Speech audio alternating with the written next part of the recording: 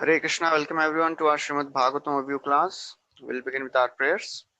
Om Ajnanatimirandhasya Jnananjana Shalakaya Chakshurunmilitam Yena Tasmai Shri Gurave Namaha.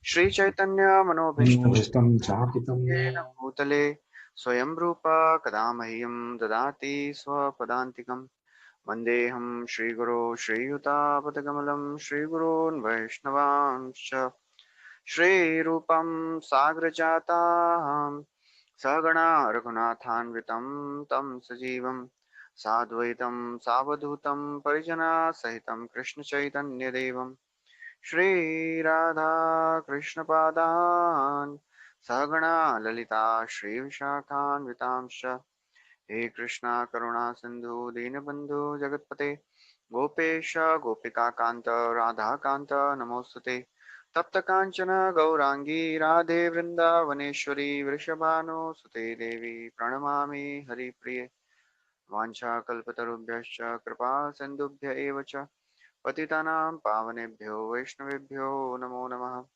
नमो विष्णुपादाय कृष्णपृष्ठाय भूतले श्रीमते भक्तिवेदांत स्वामी नितिनामिने नमस्ते सरस्वती देवे गौरवाणी प्रचारिणे निर्विशेषा शून्यवादी पाश्चात्यदेशतारिणे जय श्री कृष्ण चैतन्य प्रभु नित्यानंद श्री अद्वैत गदाधार शिवासदि गौर भक्तवृंद हरे Krishna Krishna Krishna Hare Hare Hare Ram Ram Ram Hare Hare. Hare Krishna, welcome everyone. We are discussing from the 11th canto of Srimad Bhagavatam and we are discussing the section of Uddhav Gita. So last time we discussed how the modes affect a living entity, and also Krishna described that there is a great obstacle on this path of perfection, that is the association with opposite gender, and he described Aila Gita. So today we'll be discussing the 27th chapter.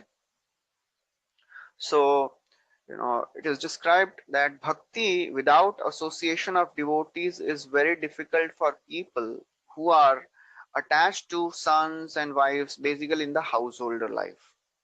So now in the 27th chapter, Uddhava is asking about uh, asking for the welfare of such people who are absorbed in householder life, how they will be free from the material attachment. क्रियायोगं समाचक्ष्व भवदाराधनं प्रभो यस्मात् त्वां यथार्चन्ति Satvata सात्वतर्षभ. So he's saying, O Supreme Personality, Sattvatarshava, O best of the Sattvatas, please explain the process of worshipping your deity form. What are the qualifications of those devotees who are worshipping your deity form? What is the basis of such worship and what is the specific method of worship? So these are the questions Uddhava is now asking. So basically, Kriya Yoga means the process of deity worship of the Lord. So Kriya Yoga means the process of taking shelter of the Lord by the worship of deities. Uddhava says, all the great sages, Narad Muni, Vyasdev, Brihaspati, and the other great personalities, they declare that deity worship is greatest benefit for every living entity and especially for a householder. So therefore, please describe, because in the beginning you only gave these instructions to Brahmaji, then Brahmaji gave to the four sons, and then also Lord Shiva gave those instructions on deity worship to Mother Parvati.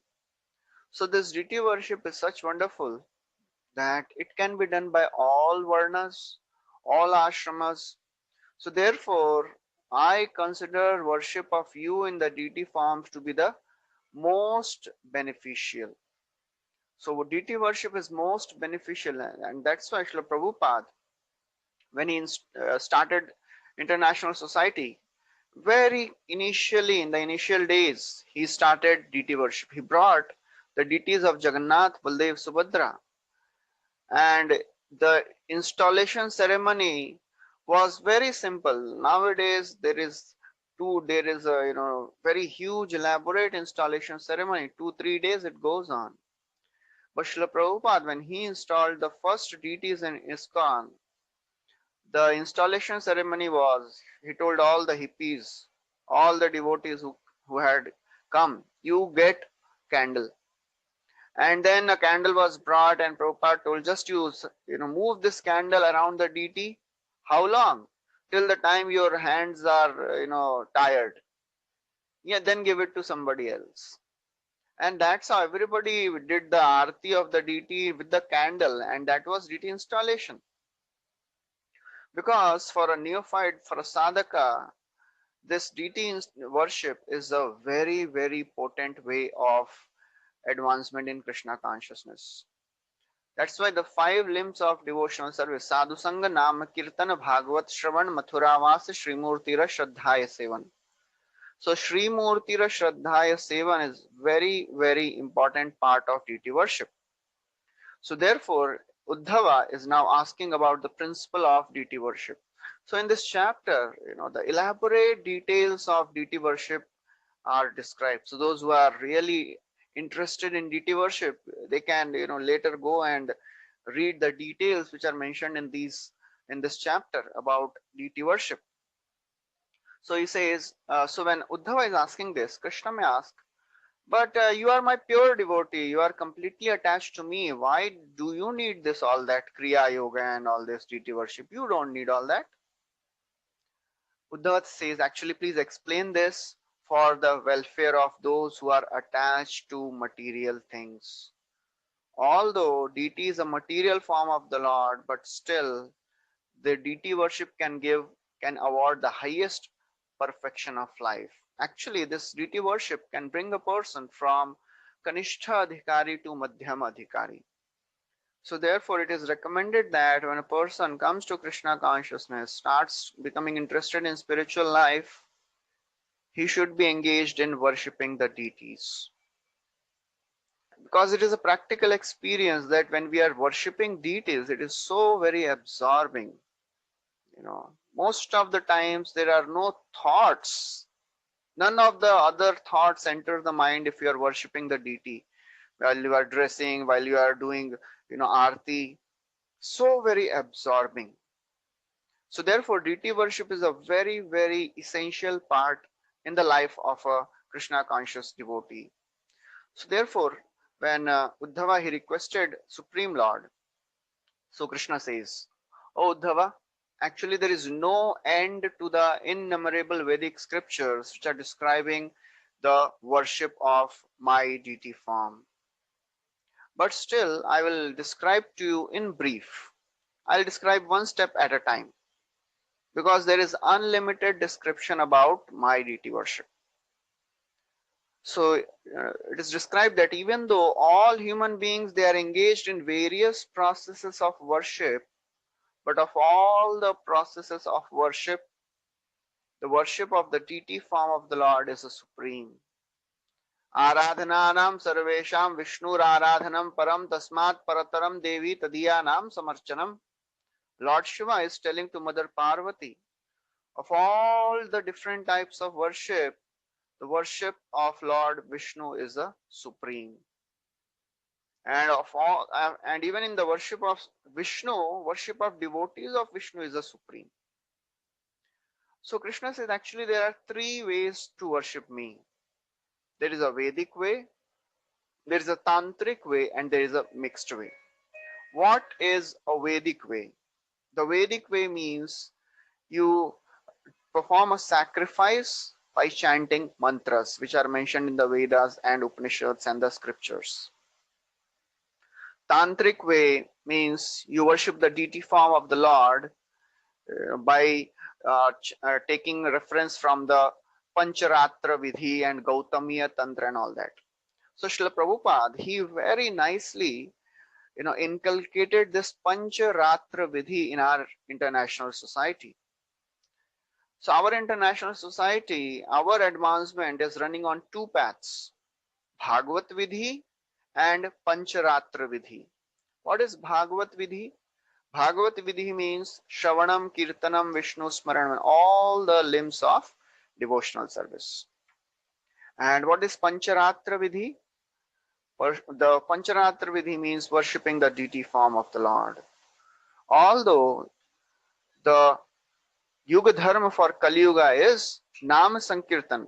Kali Yuga Dharma Krishna Nama Sankirtan. Then somebody may ask, but then why? What is the need for deity worship? Yes, the dharma of Kali Yuga is deity worship, but to advance, to become purified, and to come to the level of Madhyam Bhakti fast, Madhyam Adhikari, deity worship is very, very essential. It is like a aid, because all of us, we are not on the level of pure devotees who can keep on doing Shravanam Kirtanam whole day. How long we can hear Katha? If you are told, okay, you have to sit and hear whole day Hari Katha, whole day Japa, how many of us can do that? Very, very difficult. For us, 2 hours of chanting is a bus ho gaya, enough is enough for the day. For many of us, this is the situation. So therefore, seeing the situation of the people of Kali Yuga, Srila Prabhupada, he very nicely inculcated this Pancharatra Vidhi, elaborate deity worship. And he has set such nice standards for deity worship in ISKCON that, everybody, people all over the world, they recognize, oh, ISKCON means very lavish, very gorgeous, elaborate, punctual deity worship. So therefore, this deity worship is very, very essential. That is called Pancharatra, Tantric Vidhi. And third is the mixed. So it is described that somebody should not superficially imitate, the Vedic scriptures and try to come to the level of, always chanting the names of Lord, always reading, because we are not on that level. Ultimately, we'll get frustrated, will not attain perfection. So therefore, this Pancharatra Vidhi is very, very essential. And Srila Prabhupada writes also that, in Kali Yuga, the chanting of the names is recommended, but at the same time, this is the prime Yuga Dharma, no doubt about it. But to rapidly advance, we have to take shelter of the scriptures. We have to take shelter of deity worship. So then Krishna says, now I will describe about this deity worship and how a Brahmana, how a twice-born personality should worship me. So a Brahmana, a Dvija, should worship me without any duplicity, with love. He should offer me, and that form of mine, you know, can be made from the mud, can be made, you know, in the heart also, and one can worship the deity form by water, by fire, by sun, by ground. And then Krishna says, actually, the deity form of the Lord, they are of many types. First of all, the person, when he is about to worship the deities, he has to purify his body, cleanse his teeth, take bath properly, and then chant mantras, worship me with Gayatri, 3 times a day, Sandhya Vandana. All these things he has to do, and then he should come in front of the deity. What is that deity? The deity can be made of various elements. Shaili, Darumai, Lohi, Lepya, Lekhya, Chasaikati, Manomai, Manimai, Pratima, Ashtadha, Smrita. Shaili, it can be made up of stone. Darumai, wood. Then Lepya, it can be made up of metal. Lepya means it can be a painting or clay. Lekhya means painting. Lepya means clay. Saikati means sand. Manomai, it can be made in the mind also. Manimai, it can be made up of jewels. These are the 8 types of the forms of Lord. He says actually there are 2 types of deities: permanent deities and temporary deities. Permanent deities is never abandoned. They are never abandoned. So Chakravarti Thakur writes that, when a temporary deity is installed, you have to do the process of avahan and visarjan. You have to invoke the deity daily. You have to do it. Invoke the deity and then send the deity back. All these procedures are not recommended for a permanent deity. So Krishna says, the deity that is temporarily established, it can be called, it can be sent away. But a deity which is permanently installed, there is no need for all this. And then he says very interesting, Chakravarti Thakur writes, actually Shaligram, you don't have to invite deity, invite the Lord, because Shaligram, Lord is always present. So therefore people, when they worship Shaligram, they don't have to do Prana Pratishtha of Shaligram Shila. Because in Shaligram, Lord is always present. When the deity form is drawn on the ground, when it is made, sketch is made, then you have to bring the deity, do the avahan and do the visarjan of the deity. What is the mood behind worshipping the deity? This is very interesting. So Krishna says, you have to maintain the highest standards of deity worship. Of course, when these principles we are hearing, we have to understand whatever our condition is at our home and set a standard. It is described that, when the Lord is established in the temple, Lord is like a king. Everything should move according to the direction of the king. Nobody can say, oh, today I don't have the mood to go and serve the king. No, you have to do it. That is the temple deity worship. But when the same deities are brought in home, that same Lord is worshipped like a child in home. So you have to take care of the child. And child is very flexible. You can make the rules. What standards I want in my home to do the deity worship and stick to it. So you should not be whimsical. Oh, today I am waking up the Lord at 5 o'clock, tomorrow 9 o'clock. Then day after 6 o'clock. All these things should not be there. Whatever rules you are setting, just stick to it. That is the role of a grihastha. So he says, Krishna says, one should worship the deity with most excellent paraphernalia. Personally, the devotee should be free from any material desire.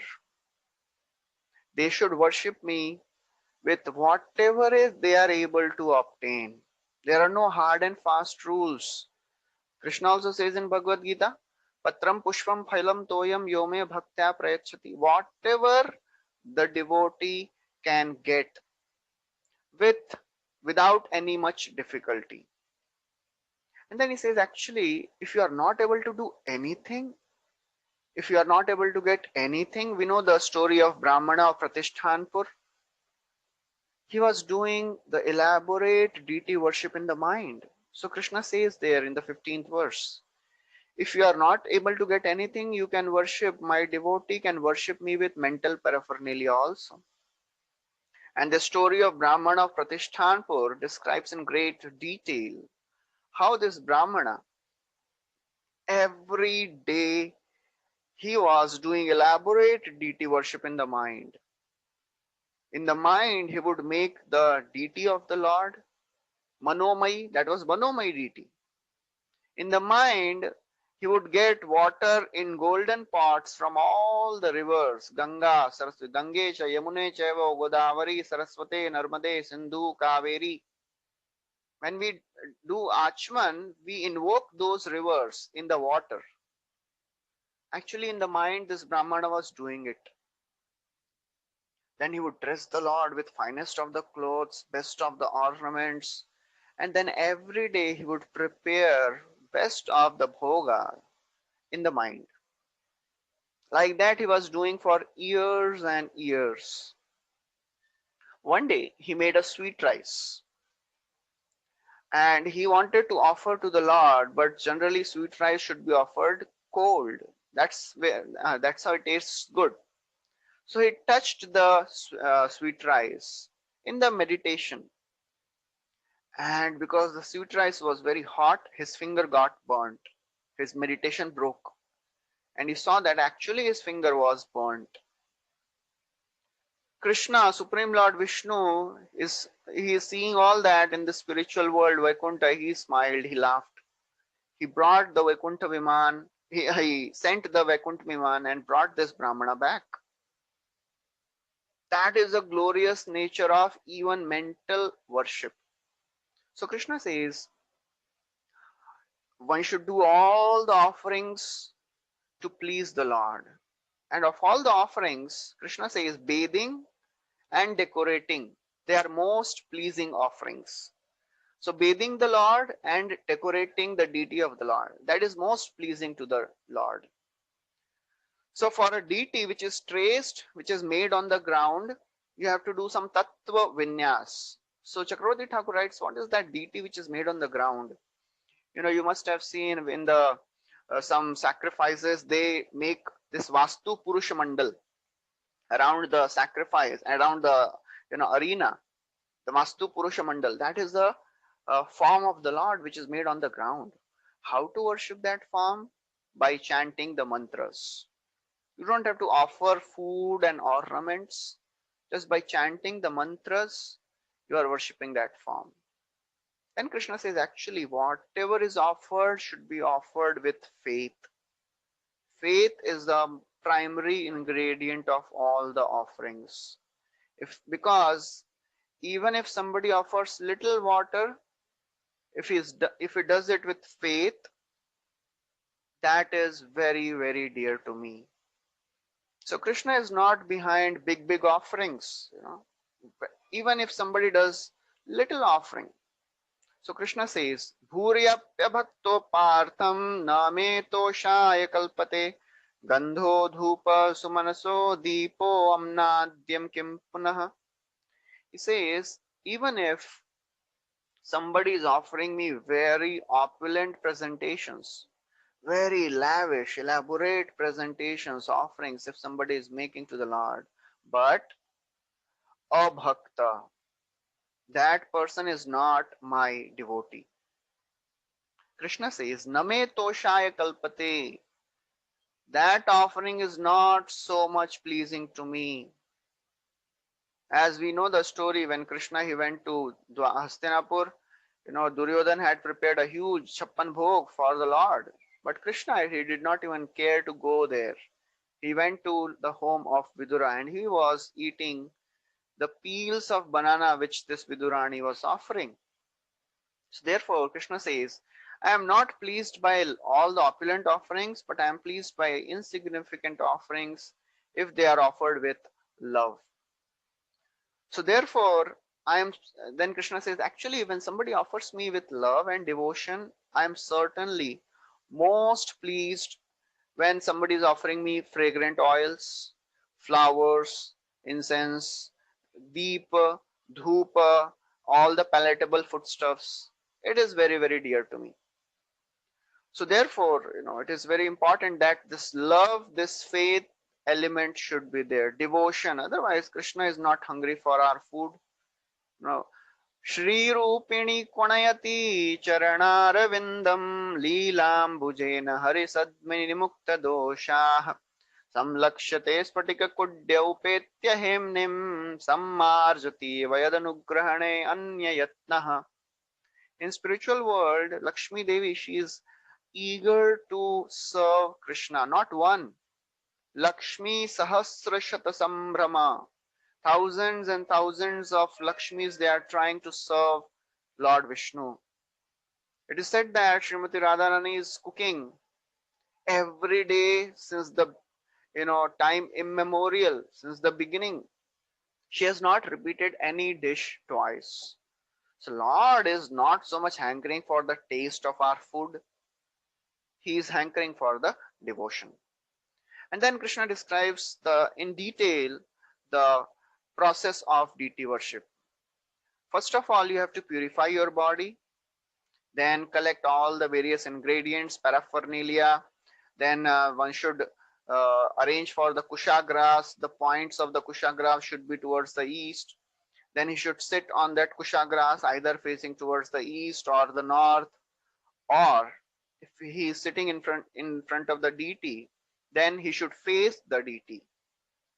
He should sanctify his various body parts, just like, before doing deity worship, you know, in ISKCON we do all the Manas Puja, purifying the body parts first with Achman, chanting mantras, Om Keshwaya Namaha, Narayana Namaha, Madhavaya Namaha, all the 12 mantras, 24 mantras are there. After purifying the body, he should do the same with the deity form also. And then clean the deity of all the old flowers which are offered to the deity. Prepare the sacred pot. Three pots in our offering, we do that. Padyam, Arghya, and Achman. Padya means water which is supposed to wash the lotus feet of the Lord. Padyam. Arghya means the water, the vessel which is used for giving water to the Lord, sprinkling on the Lord. Achmaniam. Achmaniam means for the mouthwash. Then Krishna describes what is this padyam made up of. Very elaborate.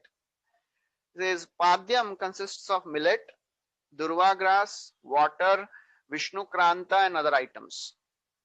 Arghya is made up of 8 items: fragrance, flowers, wheat, rice, barley, tips of kusha, sesame seed, mustard seed, and durva.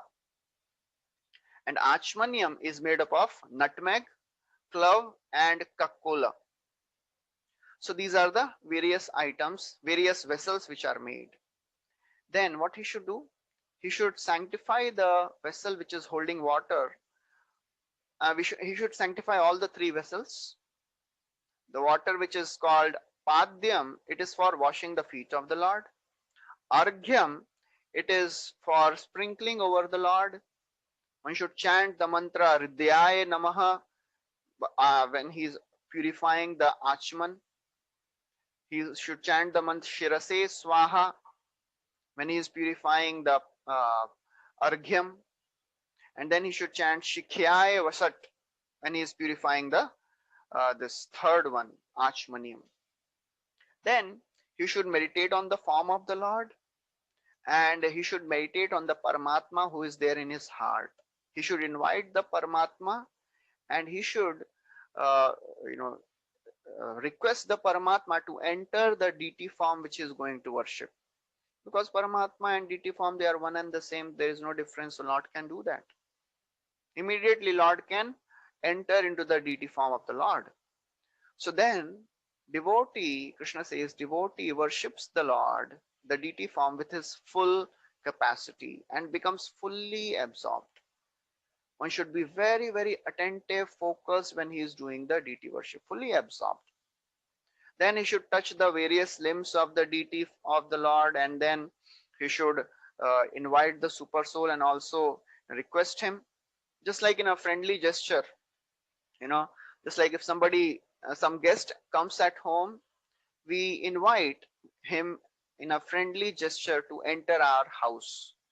Similarly, this devotee, in a very friendly way, he should invite the Lord who is there in the heart as super soul to please come and reside in this deity form. The worshipper should imagine this asan on which the deity is going to sit as a 8-petaled lotus.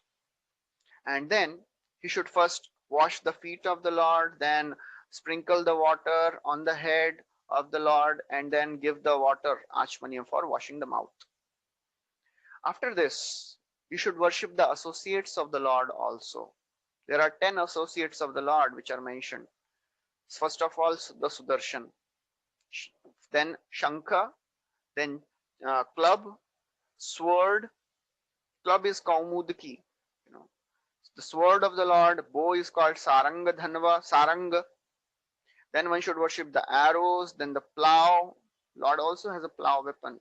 His Kaustuba gem, his Vaijayanti Mala, flower garland, and Srivatsa. These are the associates of the Lord, paraphernalia of the Lord.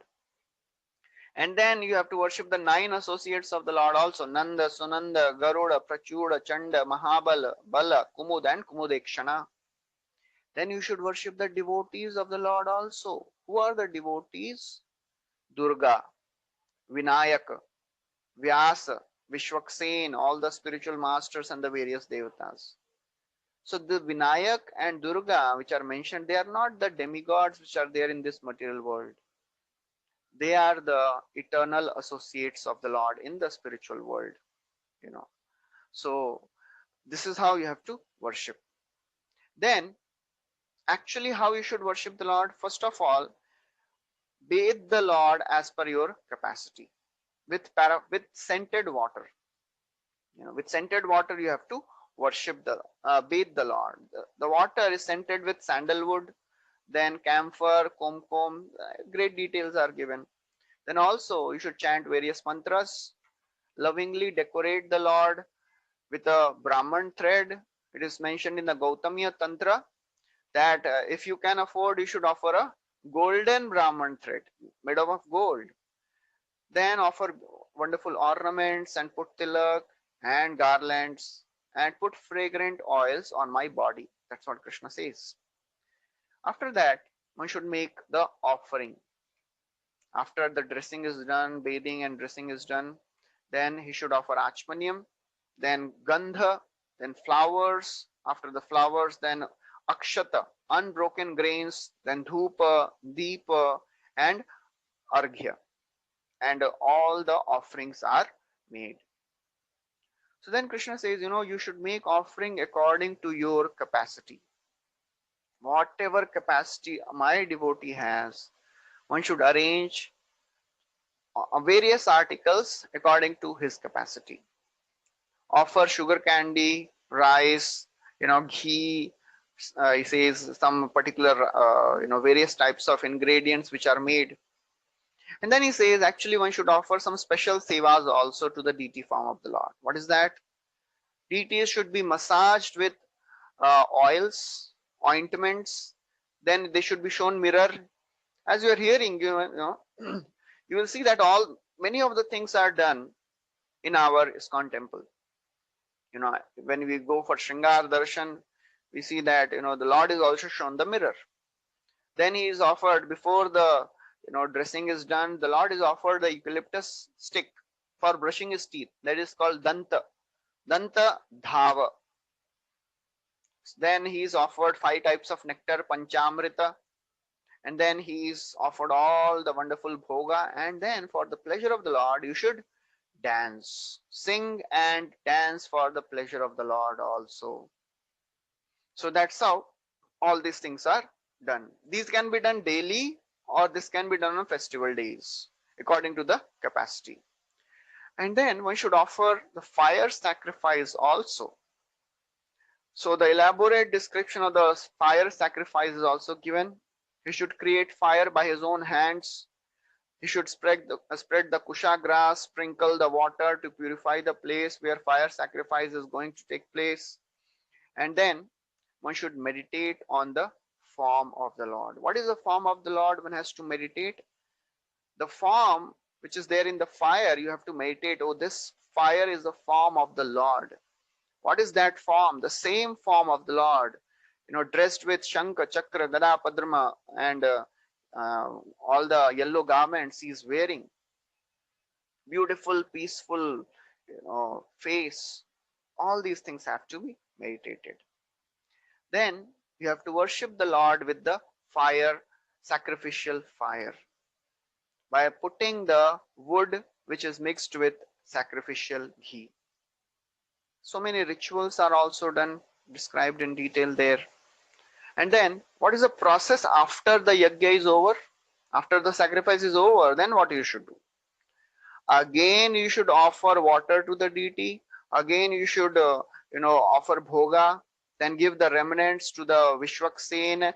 And, you should give the deity a fragrant perfume for the mouth. And he should be offered betel nut, pan. Then there should be a mood of festivity. Singing should go on, dancing. Some people can enact the pastimes of the Lord, and then one should hear and discuss about the pastimes of the Lord. One should pray. One should offer obeisances like dandavat. Pray to the Lord, oh my Lord, please be merciful to me. I am fallen in this ocean of material world. Please save me, protect me. That's how one should offer his feet, offer his head at the lotus feet of the deity. Beg for the mercy of the Lord. So then Krishna says, in this way, one should respectfully place his head, place the remnants on his head and accept that. If one has faith in my form, then he should worship that form.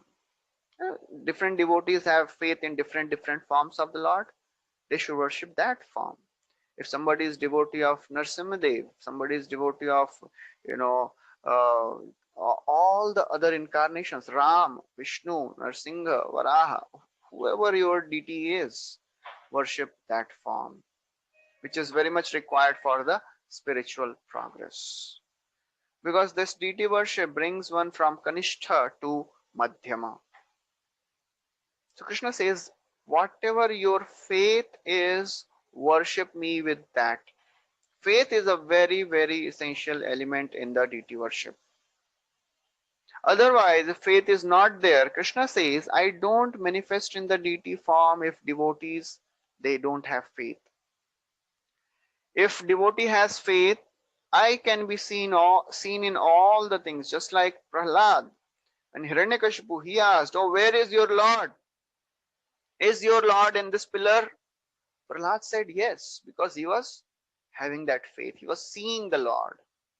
So Krishna says that one should have faith. Depending on the faith, I manifest in the deity form.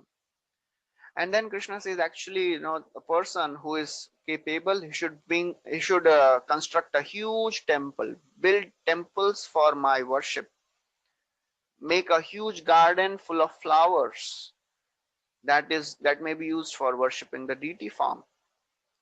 If somebody does the deity worship, if somebody offers some land, cities or markets to the deity, what is the result? He gets sarishti. Sarishti means he gets liberation with the same opulences as the Lord.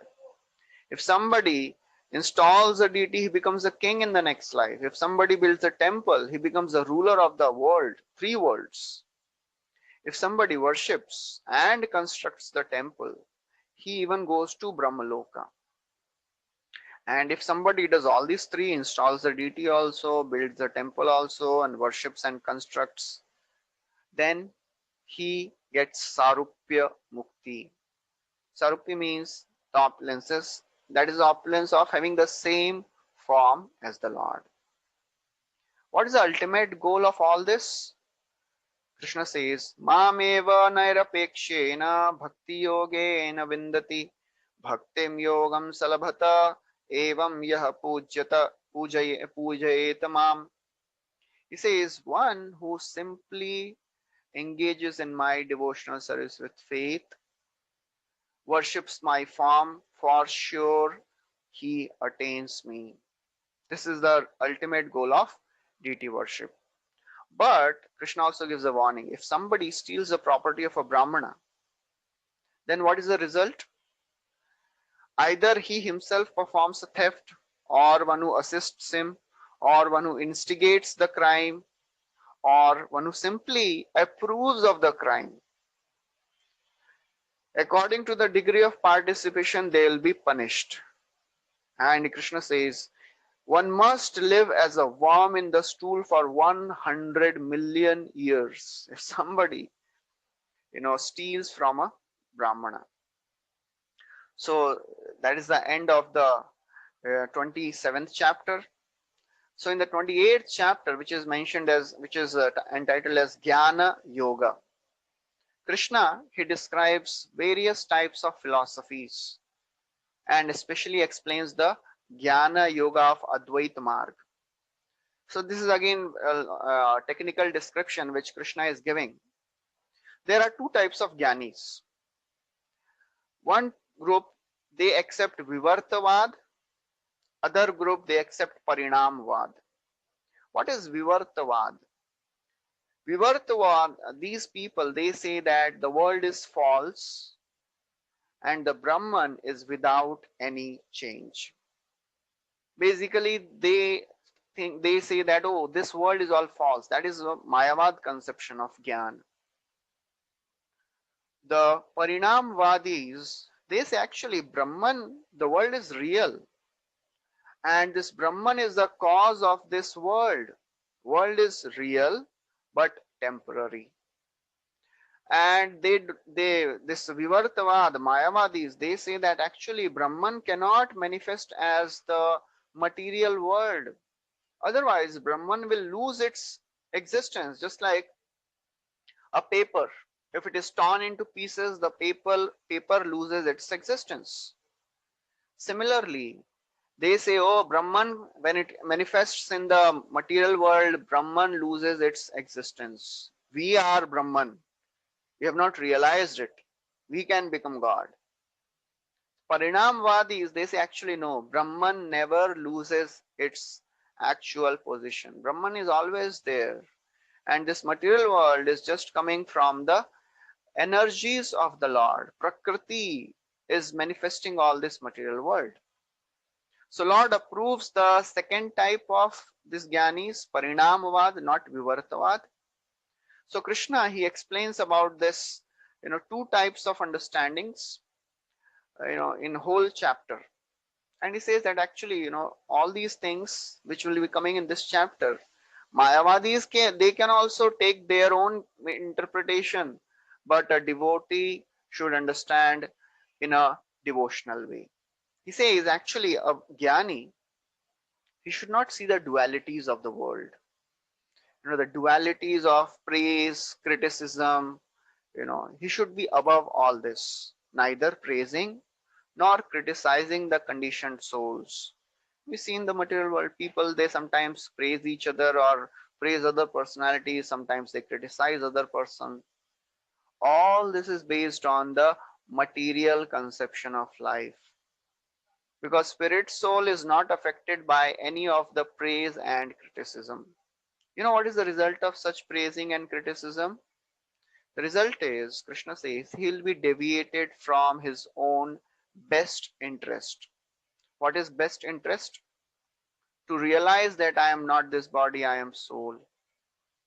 If somebody starts seeing the world in terms of me and mine, this is not mine, this is mine, that brings a dual conception of life. Bhayam dvitiya abhiniveshatah syat ishadepetasya viparyaya asmriti.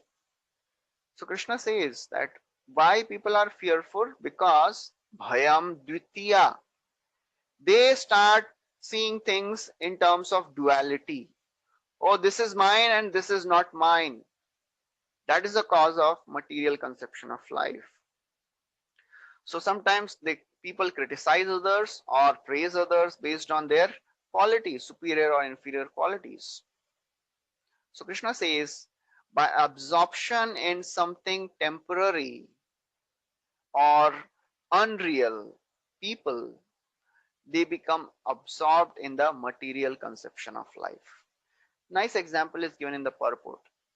He says actually, a spiritualist should not see material good or material bad. He should see things from spiritual vision. This is material and this is spiritual. An example is given. The honest citizen, he distinguishes from the life of civil freedom and life of prison. And that is the discrimination of a honest citizen. Oh, this is a life of life which is mentioned and recommended by the government. This is a life of freedom, and if I break the rules, then I'll have to go to prison. But a foolish prisoner, how he thinks? He thinks, oh, this prison cell is more comfortable and this is less comfortable. That is a conception of people of the world. They are seeing things from material point of view. Ultimately, whatever material thing you see in this world, it is ultimately material. Material life is always imperfect. There can never be perfect material life. So therefore, material life is full of ignorance, always imperfect and disappointing at the end. So therefore, a spiritualist should not be interested in seeing the dualities of the world. Oh, this is material, this is good, and this is bad. Ultimately, everything is bad in this material world because everything takes one away from Krishna. So then Krishna says, actually, this is like Jiva who is dreaming. A person who is dreaming, sometimes he sees false dreams, he experiences false dreams. In dreams, people, they see so many things. And then when they are deep asleep, they are not even seeing the dreams. They are in a death-like state. Similarly, a person who is experiencing material duality, it is like a person who is sleeping. Sometimes the person is dreaming, sometimes he is like dead. So person who is in a material conception of life, sometimes he is illusioned, sometimes he suffers even death-like situation. And therefore he says, actually, whatever is expressed by the material world, whatever is contemplated by the mind, actually everything is duality. Because mind is ultimately dealing with the matter. Mind is itself matter. Whatever thought comes from the mind, it will be material thought only. So therefore, what therefore is good or bad, and how one can measure the extent of good or bad? Because ultimately everything is bad only. Everything is coming from the mind. So then he says, actually, because of illusion, somebody considers this material world to be real.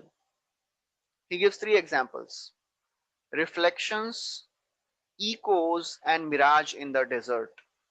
Although they are illusory reflections, but they are reflections of real things.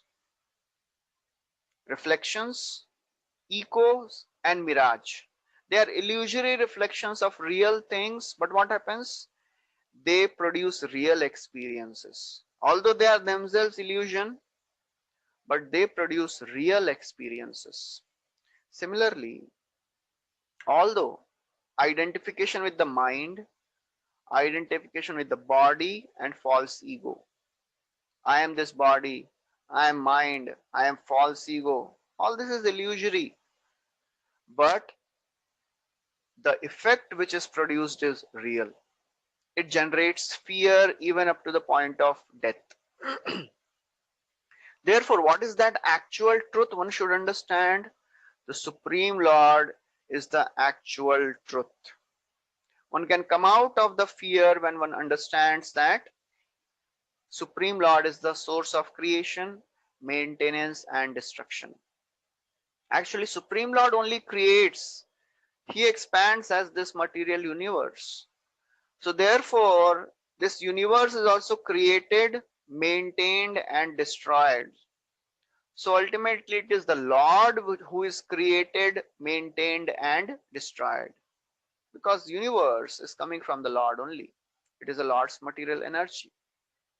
So Krishna says, know that this universe is created by my inconceivable potency. So one who is fixed in this theoretical and realized knowledge, he does not indulge in all this material criticism, material praise. Just like the sun, he is free from any obstacles. He wanders freely. Krishna says one should know the duality by four ways: Shabda, Pratyaksha, Anuman, and by personal realization. By scriptural understanding, by direct perception, by logical understanding, and by personal realization. One should understand the duality of this world by these four ways. One should understand that this world is temporary. Who experiences the material existence then? Uddhava is asking a question. If soul is Satchidanand and body is all anyways dead, so who experiences the material existence? Naivatmano na dehasya samsritir tridrishyayoh Anatma swadrishorisha kasya asyat upalabhyate. He says, it is not possible for this material existence to be experienced by the soul or by the body.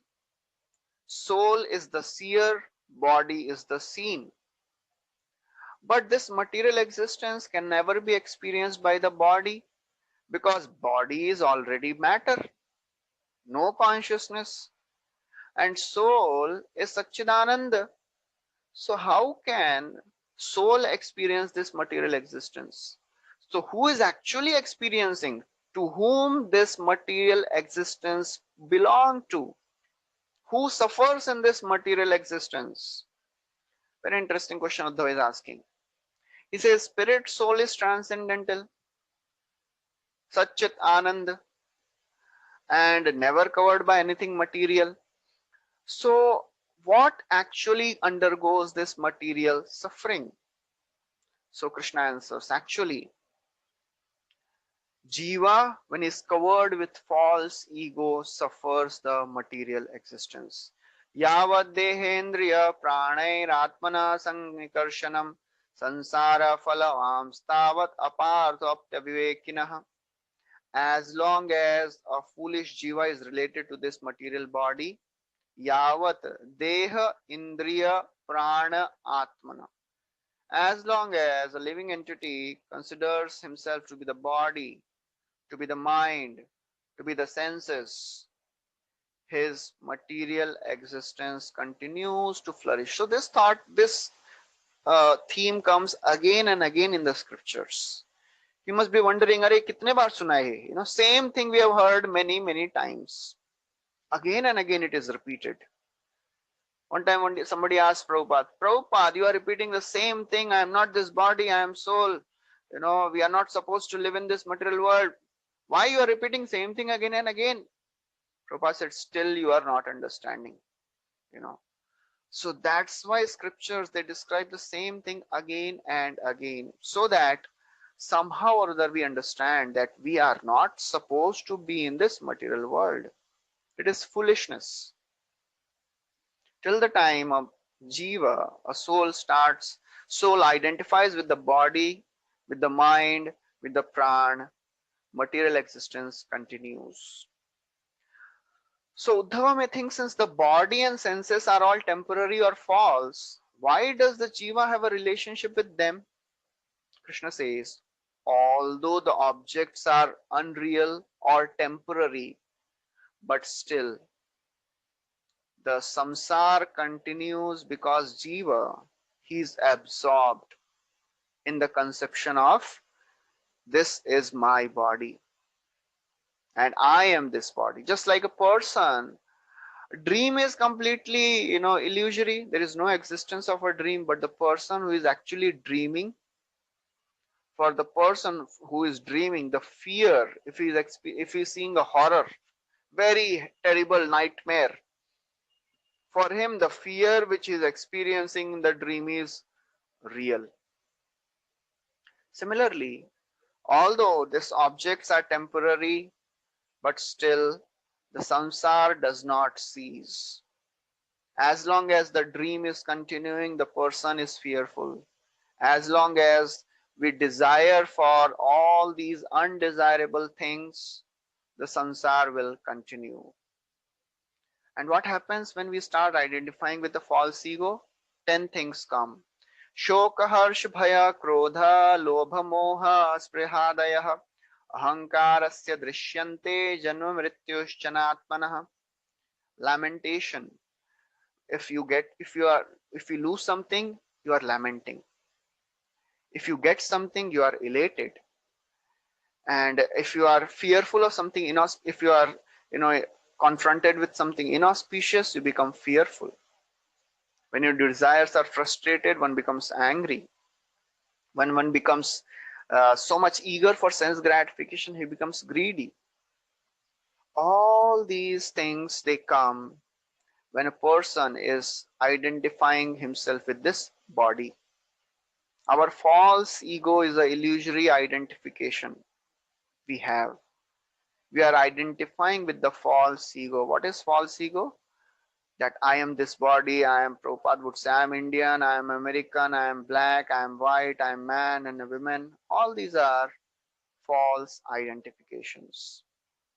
Based on those false identifications, all these experiences come. Uddhava may think if lamentation and joy, they are the qualities of ahankar, they are not the qualities of atma, right? Then why atma takes those qualities? It is general observation. If something is not so good, nobody will accept it. If something gives suffering, then why should people accept that? If the accepting false ego gives lamentation, then why atma accepts false ego? Krishna says, actually, what is false ego? False ego makes living entity accept its qualities. Somebody may say, why? How living entity accepts the qualities of false ego? Because this is all happening because of the jiva's own karma. Ultimately, we are responsible for our suffering. We desired to be separated from Krishna. Nitya Baddha Krishna haite Nitya Bahirmukh Nitya Samsara Bhunje Nara Kadi Dukh. Living entities, we have become averse to Krishna since time immemorial. Therefore, we are suffering in this material world. Kama Krodhera Dasohaya Taralathi Kai. People under the influence of Kam and Krodh, they are kicked by material nature again and again. So therefore, what is the quality of false ego? It takes its forms by the gunas and the karma. And then based on that, it is called by many names. False ego is called by the body also, mind also, senses, life fear, mahatattva. Everything is manifestation of false ego only. We have discussed, in the creation section, yes, I think day before yesterday also we discussed how everything is coming from ahankar ultimately. And then Krishna says, actually, how to become free from this false ego, destroy this false ego. Amulametad bahurupa rupitam mano vacha prana sharira karma jnanasinopa sanayashitena chitva munirgam vicharatya trishnaha. It says, therefore, this ahankar, it has no actual basis. Amulam. Amulam means it has no root. Bahu rupa rupitam. It manifests in many forms. What are those forms? Mano, vachah, prana, sharir, karma. In the form of mind, speech, life air, and all the bodily activities. How one can become free from this false ego? Jnana asina. By the sword of knowledge. Not ordinary sword of knowledge. That sword of knowledge should be sharpened by bhakti, upasana. So devotion is a prime element which can make one detached from this false ego. Bhakti paresha anubhavo virakti anyatra chaisha trika ek kalaha प्रपद्यमानस्य यथा अश्नतस्यु तुष्टि पुष्टि क्षुतपायोनुघासम. When one starts rendering devotional service, three things happen. One experiences Krishna, para ish anubhava, the devotional sentiments grow in the heart, and virakti. One becomes detached from the attachments of this material world. Therefore, any sober sage will cut off ahankar. Chitva muni. Any sober sage will cut off this ahankar and he will wander the earth free of all the material entanglements. What are the various factors of cultivation of Gyan? Jnanam viveko nimagna tapascha pratyakshamayati hayamathanumanam adyantayoryas yadeva kevalam kalascha hetu Chatadadeva Madhye.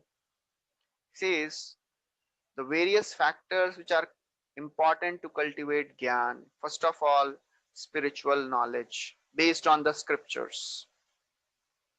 The realization, the knowledge that I am not this body, I am soul.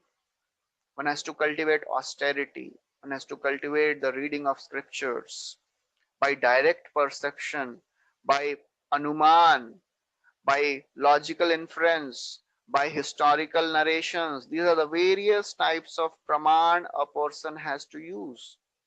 Pratyaksha, aitihya. Aitihya means itihas. Nobody has become happy in this world by enjoying sense gratification under the influence of false ego. Why I should try for, get satisfaction in that way? That is called historical reference.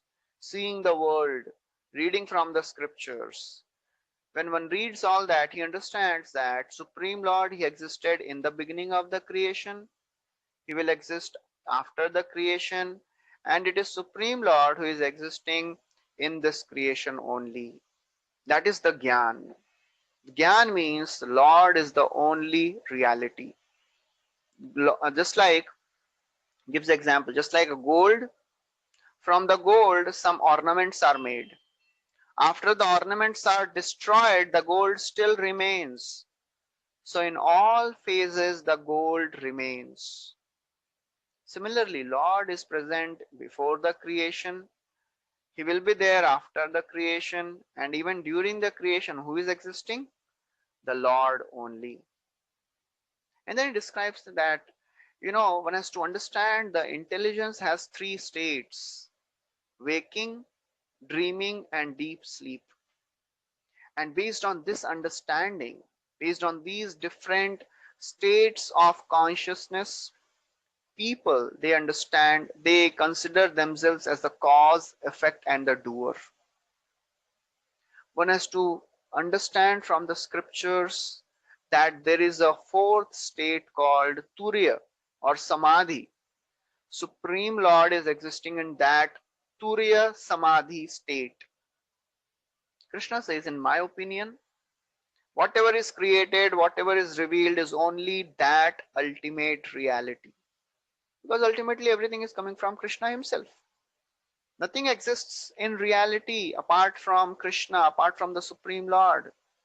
So therefore, please apply the Gyan, withdraw the senses from that which is not the self. What is not the self? Our body is not the self. Our senses, our prana, the devatas, mind, chitta, intelligence, ahankar, all the elements, we are none of these. We are none of the material elements of this creation. One who has this understanding, he is called Jivan Mukta. He is a self-realized soul. He does not see any dualities in the world, and therefore material existence does not, exist for this Jivan Mukta. That is the condition of my devotee also. He says, my devotee, he has knowledge and he has discrimination. And therefore, he does not see the world in terms of good and bad. Material good, material bad. Just like the sky is not affected by the various elements which are coming and going. Sometimes the bad air will come, sometimes fire, water, earth. Sky remains unaffected. Similarly, Supreme Lord, who is the source of all the creation, he is not affected by the modes of material nature. He is not affected by Mahatattva. He is not affected by Ahankar. Therefore, the person who has not yet realized this condition, he should be very, very careful of Maya. Because if somebody is not careful, he has not purified his desires, if he gets entangled in sense gratification, he'll be destroyed. Just like, he gives an example. Just like a disease, if it is not cured properly, what will happen? It will come again. Similarly, if a jnani, if a mind has not become completely purified of all the desires, then those desires will haunt the yogi or a jnani. Repeatedly it will torment the jnani. Interestingly, one more thing Krishna is saying that, in the path of a transcendentalist, Krishna said this earlier also. He's repeating the same thing here again in the 29th verse. He says, when the person is on the path of transcendence, he takes sannyas. Devatas, they put obstacles in the path of this sannyasi because they are envious. Sometimes these obstacles are in the form of followers, sometimes some female disciples, and there is a great danger if the mind of this sannyasi is not controlled, he may fall down. Therefore, one should be very much careful. And then he says, actually, the best of all thing is, you have to understand what is the vision of a self-realized soul. So many activities are happening in the body of a self-realized soul. He is eating, he is sleeping, he is even evacuating, sitting, standing, walking, whatever he is doing. He understands that it is actually body which is working. I am not working. The same thing Krishna says in Bhagavad Gita 5th chapter also. Naiva kinchit karomiti yukto manyete tattvavit pashyan shrinvan sprishan jignan ashnan gachan swapan swashan pralapan visrajan grihanan unmishan nimishan api indriyan indriyartheshu vartanta iti dharayan. So many things are happening in the body, sleeping, walking, standing, evacuating, eating. Indriyani indriyartheshu. These are all the interactions of the senses with the sense objects. Just needed to maintain the body. I am aloof from all that. That is the understanding of a self-realized soul. Even though a self-realized soul may see some material objects, he does not accept these material objects as real. Real means in the ultimate sense. And therefore, if somebody is ignorant, he can only accept all these material world which is created by material modes to be real. When the sun of knowledge rises in the heart of a spiritualist, in the heart of a jnani, completely destroys the ignorance. And then he realizes who is Paramatma. Who is Paramatma? He is omniscient, he is self-luminous, unborn, immeasurable, pure, omnipotent. And therefore, he realizes that only Atma is there. There is no existence of false ego, mind, and all the senses. And in this way, this person, he is self-realized. In the path of yogi, there are some obstacles. And how this yogi, solves all these obstacles. He says, body of an endeavoring yogi who is not yet mature, it may, in his practice, he may get overcome with some of the disturbances. Therefore, these obstructions should be counteracted by few means. What are the means? Yoga dharanaya kanshit asanair dharananvitah. By practicing the sitting postures, various asanas, various pranayam, austerities, by medicinal herbs, by mantras, he should remove the obstacles. And then he says, Krishna says very wonderful thing. He says, some of these disturbances, they are removed by my constant remembrance. Some of the obstacles are removed by my sankirtan. Kashin mamanudhyayena nama sankirtanadibhi yogeshwaranuvrityava hanyad ashubhadanshanaihi. Some obstacles are removed by following the acharyas. So therefore, these are the wonderful ways by which a transcendentalist can remove the obstacles. And then Krishna says, actually, when a person is following this path of jnana, he will acquire so many of the siddhis. Siddhis like, controlling the age. The person who has developed the siddhi, he will not become old, free from all the bodily problems, youthful. But a transcendentalist is not so much interested in all these mystic siddhis. Because he understands all these are belonging to my body. Why should I care for the body?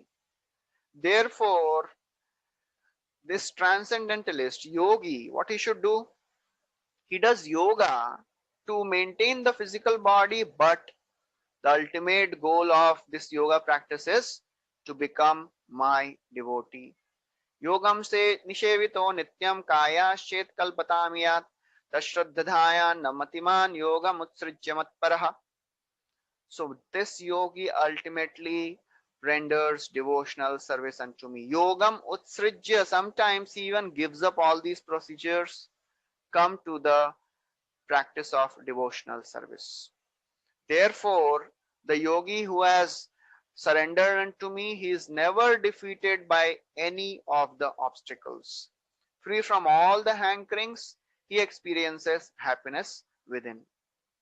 So, this is the end of the 27th chapter, 28th chapter. So, we'll stop here. Thank you very much. Hare Krishna. Srila Prabhupada ki jai. Srimad Bhagavatam ki jai. Anybody has any questions? You can please ask.